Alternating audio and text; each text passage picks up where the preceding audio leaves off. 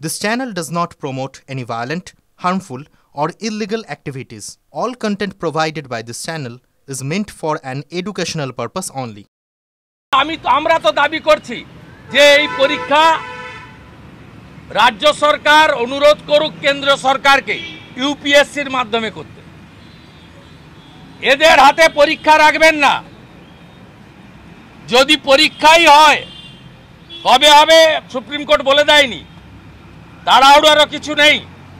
যেদিন হবে আমি মনে করি এই টেন্টেড এসএসসিকে দিয়ে করা যাবে না।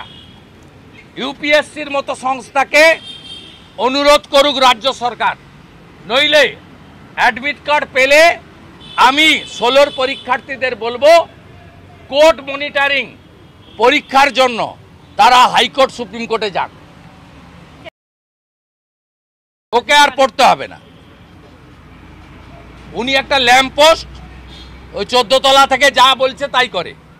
ওর জন্যই আজকে 18,000 প্রকৃত মেধাযুক্ত টপার, ইউনিভার্সিটির টপার, তার চোখের জল পড়ছে। এই চোখের দলে ধ্বংস হবে।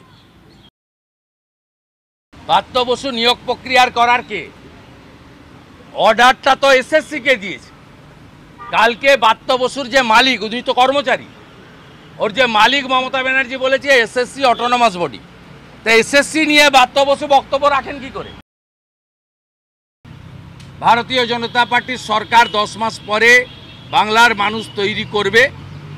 আমরা যোগ্যদের তালিকা বের করে সেই যোগ্যদের নিয়ে, যোগ্য তালিকা নিয়ে তাদেরকে আইনি লড়াই করে তাদের চাকরি ফেরত পাওয়ার কথা বলবো।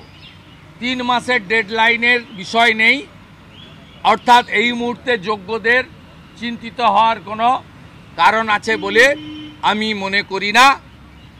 এবং আমি